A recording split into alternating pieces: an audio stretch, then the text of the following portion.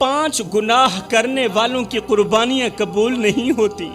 جو لوگ یہ 5 گناہ بڑے فخر اور بڑے شوق سے کرتے ہیں نا، ان کی قربانیاں تو کیا، ان کی نمازیں بھی ان کے منہ پر مار دی جاتی ہیں، قبول نہیں ہوتی۔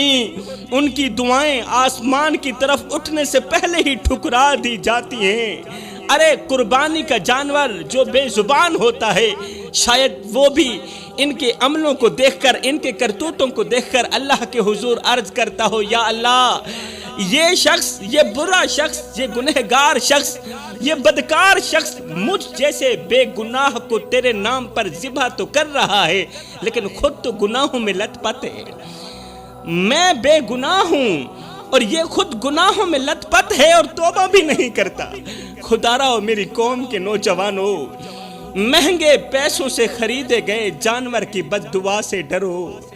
قربانی سے پہلے ان 5 گناہوں سے توبہ کر لو، سچی توبہ کر لو۔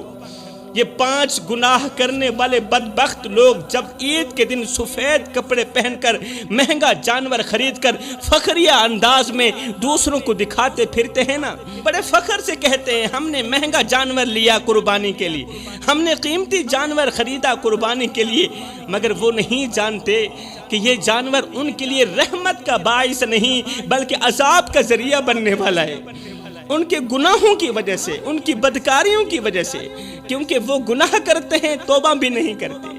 وہ نہیں جانتے کہ یہ جو جانور خریدا ہے ہم نے، یہ تو ہمیں بد دعائیں دے رہا ہے۔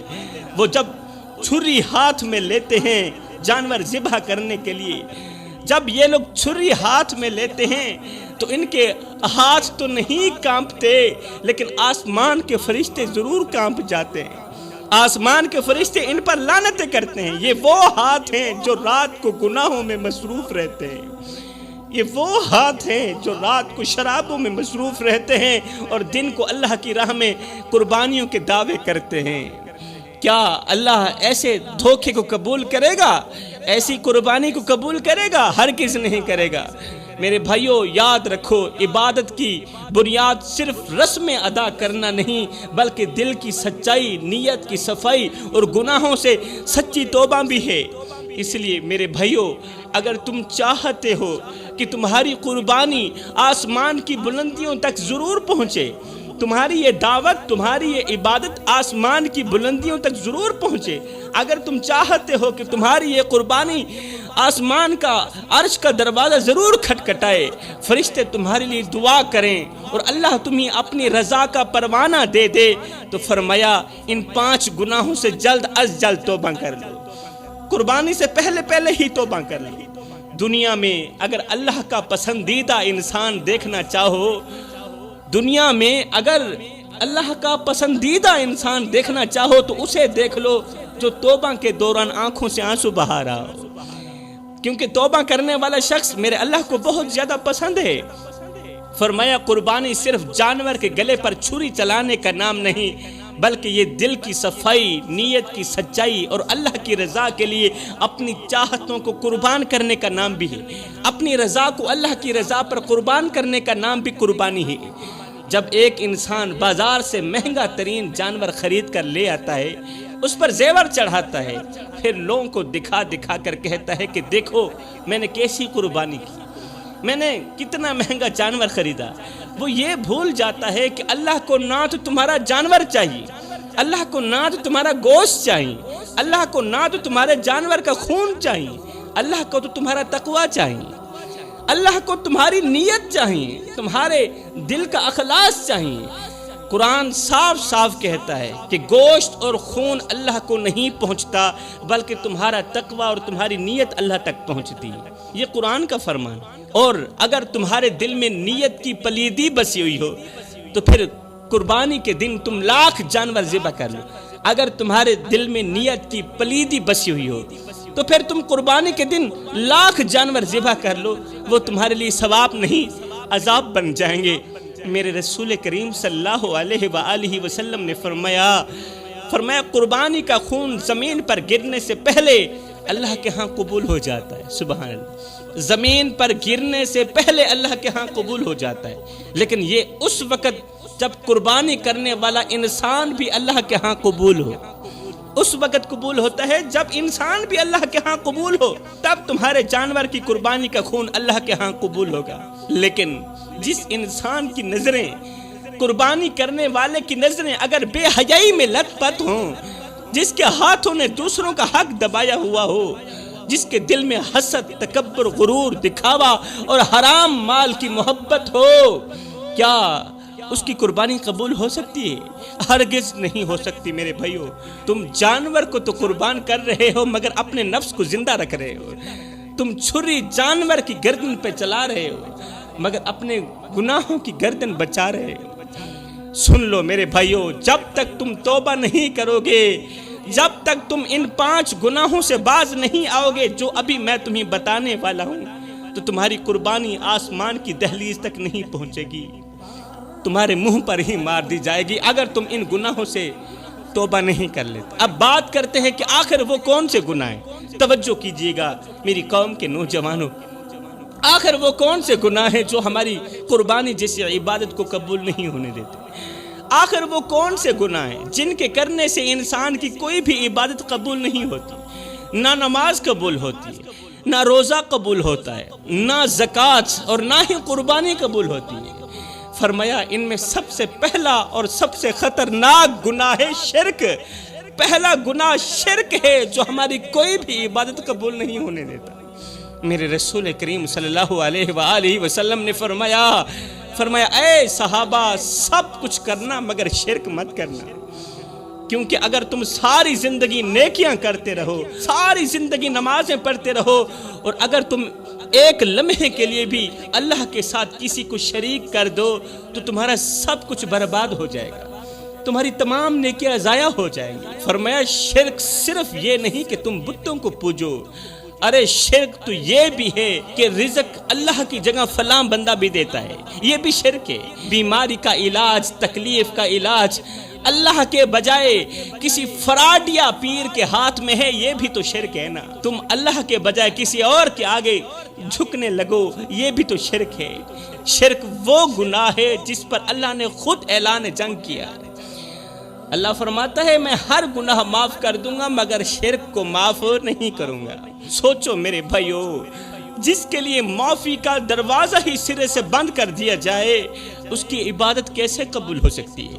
جس کا دل شرک میں ڈوبا ہوا ہو، اس کے نوافل، اس کے حج، اس کی نمازیں، اس کے صدقات اور اس کی قربانیاں سب بیکار ہو جاتے ہیں۔ جس کا دل شرک میں ڈوبا ہوا ہو، قربانی عبادت کا حصہ ہے، اور جب اصل عبادت ہی برباد ہو جائے تو تم لاکھ قیمتی جانور ذبح کر دو، وہ صرف گوشت کاٹنے کا عمل رہ جاتا ہے، ثواب کی جگہ گناہ ہی ملتا ہے۔ اور جان لو کہ قیامت کے دن سب سے پہلا سوال توحید کا ہوگا۔ اگر توحید میں ہی کھوٹ نکلی تو باقی تمام اعمال تمہارے چہرے پر ہی مار دیے جائیں گے۔ میرے رسول کریم صلی اللہ علیہ وسلم کا یہ فرمان سن کر ثابت ہوا کہ شرک ایک ایسا گناہ ہے جو ہماری قربانی جیسی عبادت کو بھی ضائع کر سکتا ہے۔ تو جوانوں، پہلا گناہ تو شرک ہو گیا۔ اب بات کرتے ہیں دوسرے گناہ کی جو اللہ کے ہاں ناپسندیدہ گناہ ہے، جو کسی بھی عبادت کو قبول نہیں ہونے دیتا، وہ ہے والدین کی نافرمانی۔ جوانوں، ایک باپ جو ساری زندگی مزدوری کر کے پسینہ بہا کر تمہارے لیے دن رات ایک کرتا رہا، آج وہ بڑھاپے میں تم سے کچھ نہیں مانگتا، بس 2 بول عزت کے مانگتا ہے، مگر تم اسے عزت کے 2 بول سننے کے لیے بھی ترساتے رہتے ہو، عزت کے 2 بول بھی نہیں سناتے۔ تم اس کے احساسات کو مذاق میں اڑا دیتے ہو، تم اس ماں کو جھڑک دیتے ہو جس نے راتوں کو جاگ جاگ کر تمہیں پالا، جو خود بھوکی رہی مگر تمہیں کھلاتی رہی، خود پیاسی رہی مگر تمہیں پلاتی رہی۔ کیا تمہارا اللہ وہی نہیں ہے؟ کیا تمہارا رب وہی نہیں ہے جس نے فرمایا ماں باپ کے آگے اف تک نہ کہنا، نہ انہیں جھڑکنا، نہ انہیں بے عزت کرنا، اور ان سے عزت سے بات کرنا، عزت سے بات کرنا، بے عزت مت کرنا۔ نادانو، جب تمہارا دل بھی اپنے ماں باپ کے لیے نرم نہیں تو تمہارے خون سے بہنے والی قربانی اللہ کو کیسے پسند آئے گی؟ جب تمہارا دل بھی والدین کے لیے نرم نہیں ہے تو اللہ تم پر کیسے رحم کرے گا؟ یاد رکھو، جس کی زبان ماں باپ کو ستاتی ہو اس کی زبان سے نکلی ہوئی بسم اللہ بھی اللہ کے ہاں بے اثر ہو جاتی ہے، پھر بسم اللہ میں بھی برکت نہیں رہتی، اور ایسے لوگوں کے لیے میرے نبی نے فرمایا ان کی عبادتیں برباد ہو جاتی ہیں اور وہ اللہ کی رحمت سے محروم ہو جاتے ہیں۔ کون؟ جو والدین کو دکھ دیتے ہیں، والدین کو درد دیتے ہیں۔ دوسرا گناہ بیان کرتے ہوئے میرے رسول کریم نے فرمایا جو شخص شراب پیتا ہے، جو شخص شراب پیتا ہے اور بے ہوش ہو جاتا ہے اور پھر توبہ بھی نہیں کرتا، بلکہ یہ سمجھتا ہے کہ یہ دنیا تو صرف لذت اٹھانے کے لیے، شراب پینے کے لیے، نشہ کرنے کے لیے، ایسے شخص کی عبادت بھی قبول نہیں ہوتی تب تک جب تک یہ شخص پختہ توبہ نہیں کر لیتا۔ جوانو، یہ جو شراب ہے نا، یہ عقل کی قاتل ہے، یہ جو شراب ہے یہ حیا کی قبر ہے، غیرت کا جنازہ ہے اور روح کا زہر ہے۔ اور میرے اللہ نے قرآن مجید میں شراب کو شیطان کا گندا کام کہا ہے، گندا کام، اور ساتھ ہی فرمایا شراب سے بچو تاکہ تم فلاح پاؤ، تاکہ تم کامیاب ہو جاؤ۔ مگر آج کے زمانے میں لوگ شراب کو فیشن سمجھ بیٹھے، پارٹیوں میں، شادیوں میں اور محفلوں میں شراب ایسے بہائی جاتی ہے جیسے پانی ہو، جیسے نیکی کا کام ہو۔ لوگ ہنستے ہیں، گاتے ہیں اور سمجھتے ہیں کہ یہ اصل زندگی ہے۔ ارے یہ انسانوں کی زندگی نہیں، یہ تو خنزیروں کی زندگی ہے، یہ تو کتوں جیسی زندگی ہے۔ اور جب وہ شرابی لوگ، شراب کو پانی سمجھ کر پینے والے لوگ جب اسی حالت میں قربانی کے لیے جانور خریدتے ہیں تو وہ جانور بھی شرمندہ ہوتا ہے، وہ جانور ان پر لعنت کرتا ہے کہ مجھے وہ شخص ذبح کرے گا جس کو اپنے آپ کا پتہ بھی نہیں۔ جانور ایسے شخص پر افسوس کرتا ہے کہ کاش اس کے ہاتھ میں نہ چڑھتا۔ یاد رکھو میرے بھائیو، شرابی کی دعائیں آسمان کو چھونے سے پہلے ہی مسترد ہو جاتی ہیں، اور اگر شرابی انسان توبہ نہ کرے تو اس کا حال اس خالی بوتل کی طرح ہوتا ہے جو باہر سے تو چمکتی ہے مگر اندر سے کھوکھلی ہوتی ہے، اندر سے بدبودار ہوتی ہے۔ تو فرمایا کہ شرابی کی عبادت بھی قبول نہیں ہوتی جب تک وہ پکی توبہ نہ کر لے۔ اور چوتھا گناہ ہے ظلم کرنا۔ چوتھا گناہ جو ہماری کوئی بھی عبادت قبول نہیں ہونے دیتا وہ ہے ظلم کرنا۔ فرمایا میرے نبی نے کہ ظلم قیامت کے دن اندھیروں میں بدل جائے گا، اور جو شخص کسی کمزور پر ظلم کرتا ہے، ہاتھ اٹھاتا ہے، مارتا ہے، پیٹتا ہے، کسی یتیم کی زمین ہڑپ کرتا ہے، کسی بیوہ کے حق کو مٹی تلے دفن کر دیتا ہے، کسی مزدور کی مزدوری دبا لیتا ہے، یا بہن کی وراثت چھین لیتا ہے، باپ کی وراثت میں سے اسے حصہ نہیں دیتا، وہ اگر لاکھ قربانیاں بھی دے دے، لاکھوں کے لاکھوں جانور ذبح کر دے، وہ سب ظالم کے منہ پر مار دیے جائیں گے، ثواب کی جگہ ایسے شخص کو گناہ ہی ملے گا۔ وہ چاہے لاکھوں کے لاکھوں جانور ذبح کرے، اگر کوئی ظالم ہے، ظلم کرتا ہے تو اسے ثواب نہیں، اسے گناہ ہی ملے گا، کیونکہ اللہ کا ترازو صرف گوشت نہیں تولتا، وہ انصاف بھی تولتا ہے، نیت اور دل کا درد بھی تولتا ہے۔ سنو، ظلم صرف مارنے کا نام نہیں، کسی کی خاموشی چھین لینا بھی ظلم ہے، کسی کے آنسوں کا سبب بن جانا بھی ظلم ہے۔ یاد رکھو، جس نے کسی کا دل توڑا وہ اللہ کی رحمت سے دور ہو گیا، کیونکہ کسی کا دل توڑنا بھی ظلم ہے۔ وہ جو اپنے آپ کو ظالم سمجھ کر سو جاتا ہے وہ نہیں جانتا کہ اس کے آنے والی ساتوں کی ساتوں نسلیں تباہ ہو چکی ہیں، کیونکہ اللہ خاموش نہیں رہتا، بس مہلت ہی دیتا ہے، اور جب وہ مہلت ختم ہو جائے تو ظالم کا غرور مٹی میں ملتا ہوا نظر آتا ہے۔ اس لیے اگر تم نے کبھی کسی کو ستایا ہے، کسی کے آنسوں کی قیمت پر خوشی خریدی ہے، کسی کو نیچا کر کے دکھایا ہے، خود بلندی پر چلے گئے، خود کو دوسروں سے افضل سمجھا، دوسروں کو خود سے کم تر سمجھا، تو یاد رکھو تمہاری قربانی رب کے دربار میں بے قیمت ہے۔ یہ قربانی والی عبادت تب تک قبول نہیں ہوگی جب تک تم لوگ پختہ توبہ نہیں کر لیتے۔ تو فرمایا پانچواں گناہ، آخری گناہ جو کوئی بھی عبادت قبول نہیں ہونے دیتا وہ ہے چغلی، غیبت اور حسد کرنا۔ یہ زبان سے نکلا ایک ایک لفظ وہ زہر ہوتا ہے جو دلوں میں نفرت بھرتا ہے، رشتوں کو جلا دیتا ہے اور اعمال کو راکھ کر دیتا ہے۔ میرے رسول کریم نے فرمایا غیبت کرنا مردہ بھائی کا گوشت کھانے کے برابر ہے۔ غیبت کرنا اپنے سگے مردہ بھائی کا گوشت کھانے کے برابر ہے۔ اور افسوس آج اگر ہم غور کریں تو ہمارے معاشرے کی عورتیں صبح اٹھتے ہی ساس کی غیبت، شام ہوتے ہی سسر کی چغلی، رات کو شوہر کی برائیاں، اور جب دل چاہا نندوں اور پڑوسیوں کی چگلیاں۔ یہ جو زبان ہے نا، یہ تمہارے لیے عزت کا دروازہ بھی کھول سکتی ہے، اور یہی زبان تمہیں جہنم کی گہرائیوں میں بھی دھکیل سکتی ہے۔